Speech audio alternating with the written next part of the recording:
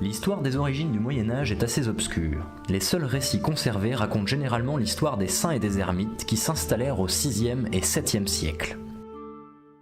Dans les principales villes, l'archéologie a permis de découvrir de vastes salles dans lesquelles les seigneurs résidaient et rendaient la justice, les aulas.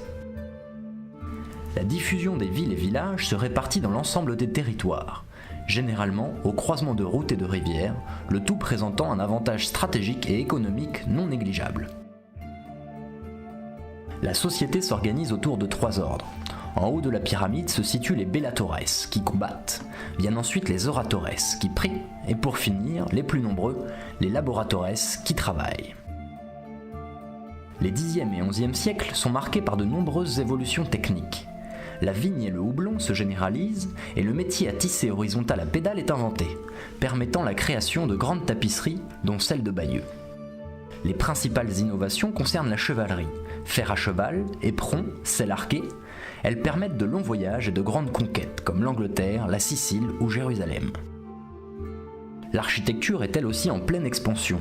La période romane voit apparaître de nouveaux bâtiments, ainsi qu'une explosion des centres urbains qui s'organisent autour de différents pôles.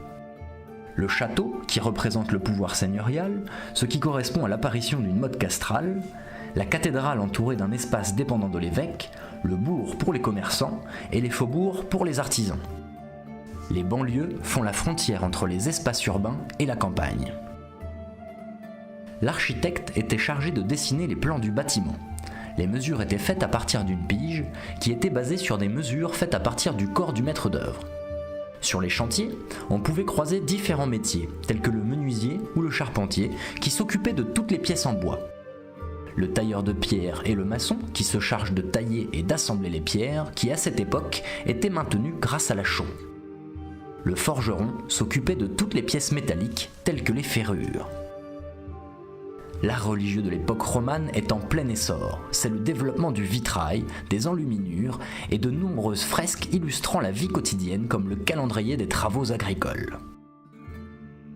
Au XIIe siècle, l'architecture évolue et le style gothique fait son apparition.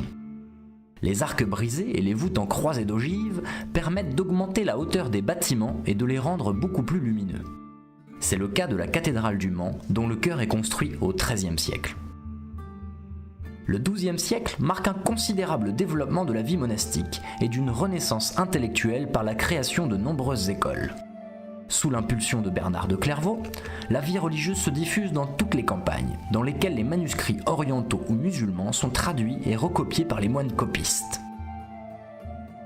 Les XIIe et XIIIe siècles marquent aussi un réel essor urbain.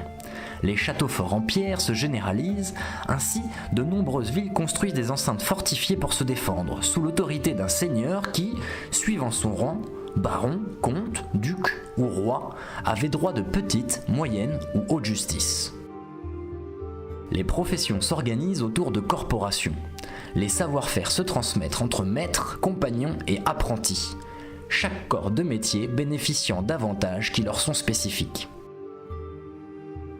Marquée par les croisades et les progrès en navigation, cette époque stimule de nombreux échanges culturels. C'est l'introduction du chiffre arabe. Le XIVe siècle sera marqué par de nombreuses catastrophes, telles que la peste noire et la guerre de 100 ans entre la France et l'Angleterre. La guerre de 100 ans provoque une évolution de la technique militaire et de l'armement. C'est durant cette dernière que l'artillerie fera son apparition.